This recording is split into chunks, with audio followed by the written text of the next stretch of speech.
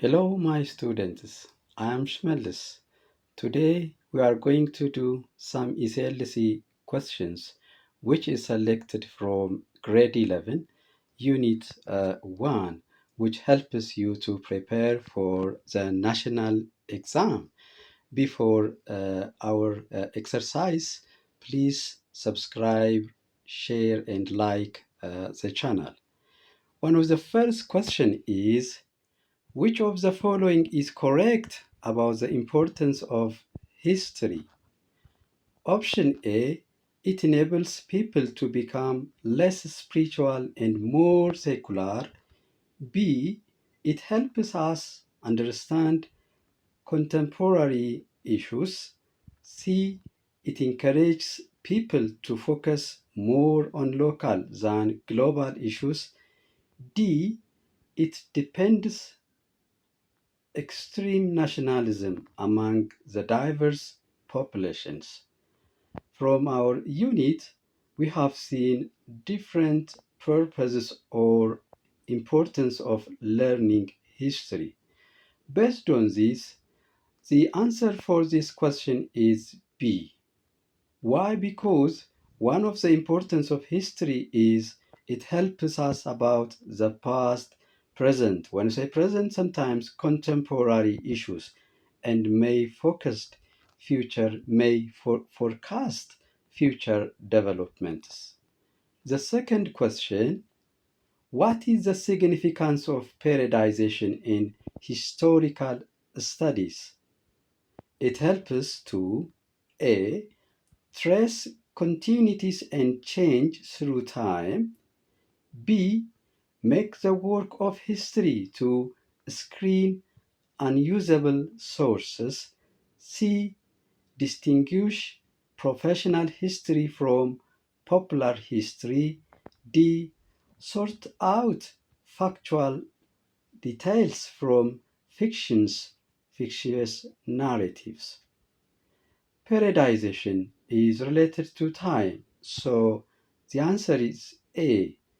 Periodization in history means writing historical events using time, which helps us to identify change and continuity. History means change and continuity. So without time framework, no one can understand the past developments. Question 3. With which of the following Homo sapiens are Acheulean tools associated? A. Homo africanus. C. Homo erectus. B. Homo habilis. D. Homo sapiens. The answer is C, because Homo erectus was associated with stone tools known as Acheulean tools. The name Acheulean is a small town in French in which these stone materials were excavated. So Homo erectus mostly associated with Acheulean, whereas Oldoana technology is associated with Homo habilis. Microlithic stone tools, very refined stone tools, were associated with Homo sapiens. Question number 4. Which of the following is the characteristics of Upper Paleolithic? A. Composite tools made out of stone and bone. B. Lack of change in tool-making techniques in Africa. C. Tools made out of metals like copper and bronze. D. Highly selective breeding of livestock. Upper Paleolithic, it is old Stone Age, in an old Stone Age. So the answer is A. The Upper Paleolithic or latter Old Stone Age lasted from about 40,000 years ago until the end of the last ice age, about 10,000 years ago. It was mostly characterized by standardized blade technology, appeared and became more widespread than previous times. Towards the end of Upper Paleolithic, microliths, small geometric shaped blade segments were appeared, became increasingly common in many areas. They were fitted into handles and used as composite tools in arrows and bows for hunting. Bone, of course, used during this period in the Upper Paleolithic period together with stone. Question number 5. Which one of the following explanation is not correct according to the theories of emergence of early states? A. Those who controlled trade routes became rulers. B. Successful military leaders became kings. C. Priests established political control in the name of gods. D. People who organize a religious pilgrimage became leaders. The answer is D. Why? Because except D, all options are explanation of state emergence theory. Question number 6.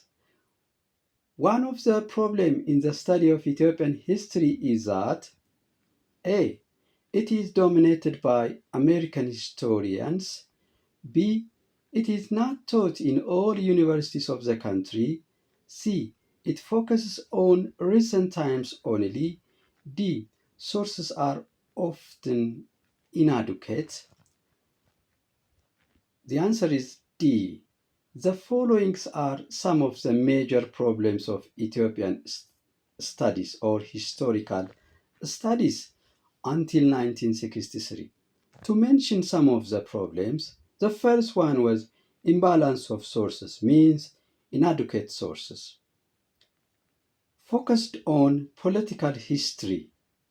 This means lack of comprehensiveness. History must be written in the form of political history, economic history, and social history. And the last problem is lack of objectivity. Question number 7. Which of the following best explains the term historiography? A. The study of history and science. B. The study of the history of a nature. C. The study of writing of history. D. The study of the history of human species. Historiography means the history of historical writing. So the answer is C. Historiography refers to the history of historical writing. Number 8. What is hagiography? Option A piece of travel literature. B, a piece of writing about hygiene. C, an account of daily activities of a monarch. D, a writing about the lives and miracles of a saint. So the answer is D. Hagiography is a writing about the life and miracles of Ethiopia. Chronicle is an account of the daily activities of a monarch. These two indigenous writing systems, chronicle and hagiography, were the basis for the Ethiopian historical writing. The first refers hagiography, religious type, whereas chronicle for secular, mostly the activities of the king. Number 9. Which of the following is true about the importance of history? A. It encourages us to repeat the wrongdoings of society in the past. B. It allows us to accurately anticipate future events. C. It helps us to study the past, the present, and the future developments. D. It enables us to understand events and process of the past. So the answer is C. One of the importance of history is helping us to study the past, the present, and the future developments. The last question is question number 10. Which of the following is correct about the role of sources in the study of history? A. Oral testimony by participants is as good as information obtained from others. B. Objectivity means presenting stories that come from official sources. C. Primary sources have direct relations to the event in time and place. D. Secondary sources are fictional materials with some historical facts. Dear students, in our lesson, we have seen that sources are the key elements in the study of history. The two broad categorization of sources could be primary and secondary sources. So, primary sources have direct relation to the events they describe in time and place. Therefore, they are more reliable than secondary sources. Because of this, the answer is C. Whereas secondary sources are reconstructions of primary sources rather than fictional materials.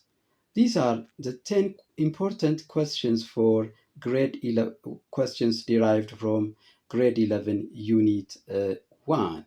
In the coming lesson from chapter 2, I will prepare another very important questions which help you for your coming national exam. Dear students, in order to get more recent history lessons and ESSLCE questions, please subscribe, like, and share my channel. Bye bye.